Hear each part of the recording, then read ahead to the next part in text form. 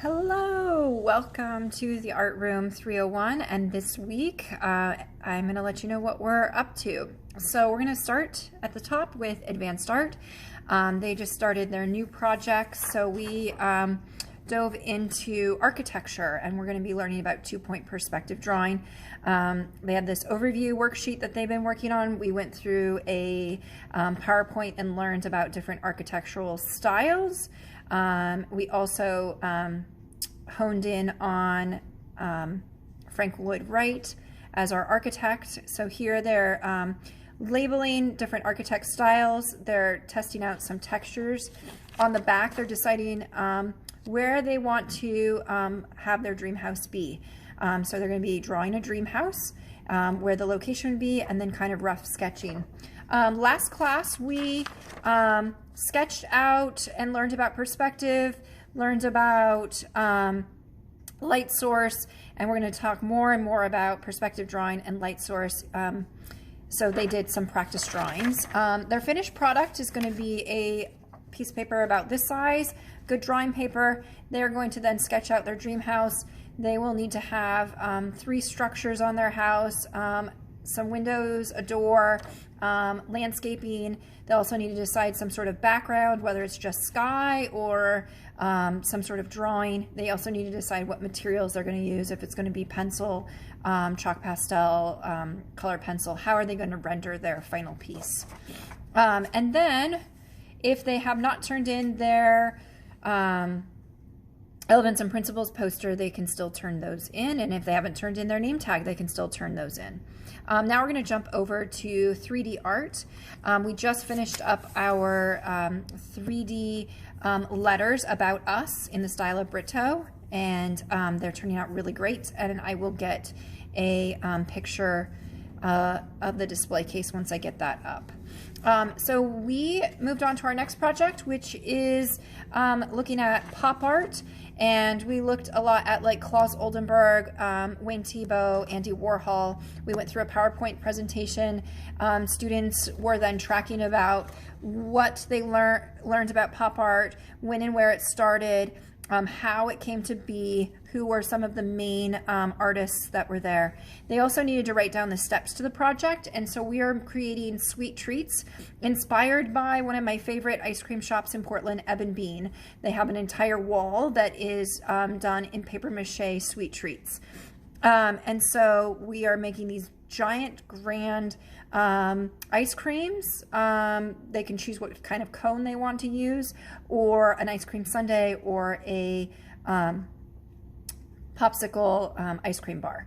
On the back of their project planner, they're sketching out what it will look like, what colors they're going to use. We will paper mache these. They will be then coated with acrylic paint, and then they can start to add things like sprinkles, glitter, other things of that sort. So last class we did these worksheets. They did their project planner. They learned about the artists.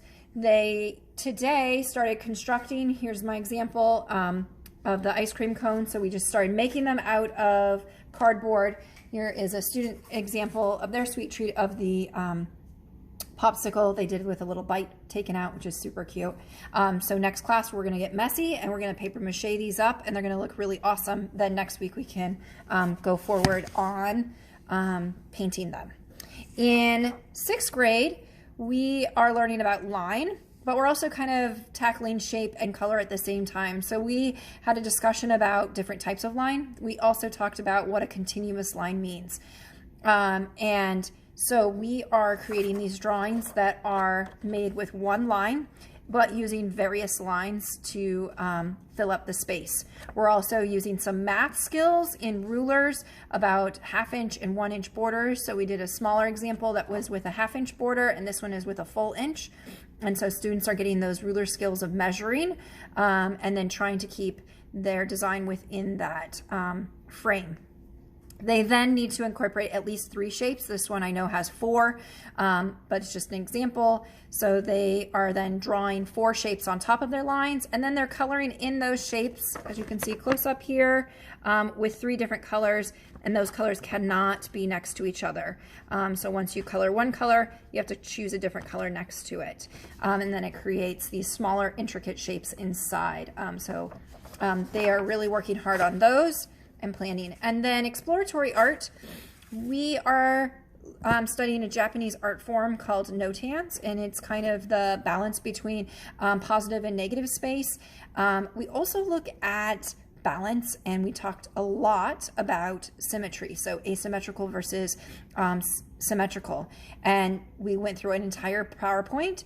We looked at all these different examples. We had a great class discussion in both classes about positive and negative space and about symmetry. And so then from there, we did some practice things in our sketchbooks and did a lot of labeling and note-taking around those practice. And so I did it under the dock camera, and then students were working at their tables watching.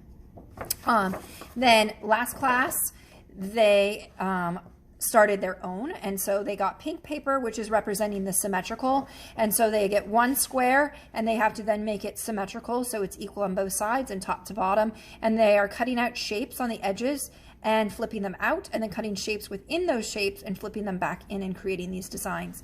They need to then incorporate one that's also asymmetrical, and that's in the navy blue. And so they got a navy blue square, and they're doing the same thing, but it needs to be something different on each side, and they also need to be double flipped.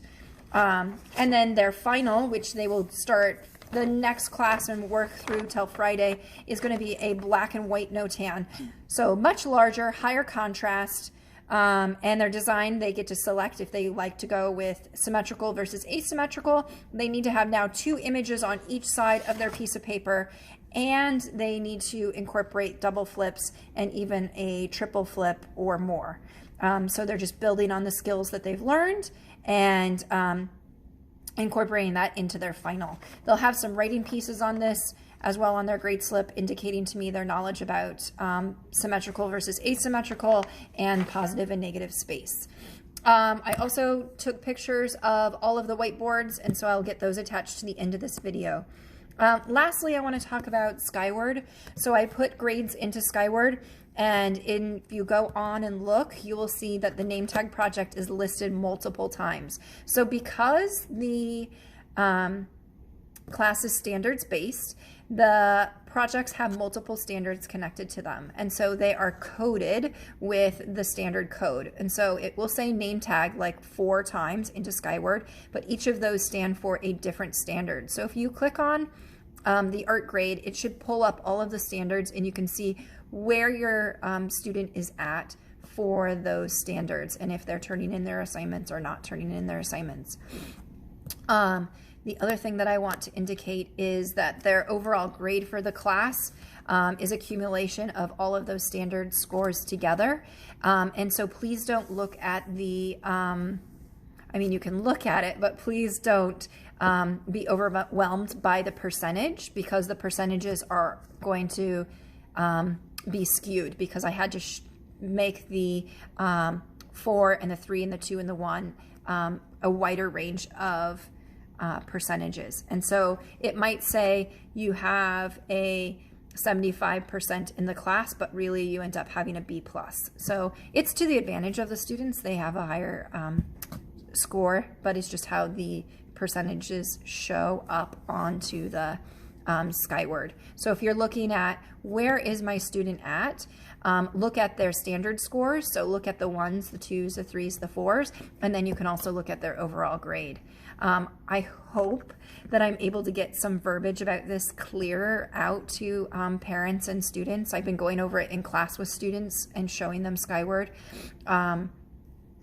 So yeah, it's a little bit tricky with the Skyward information, and I'm still trying to figure out how to get that communicated very clearly.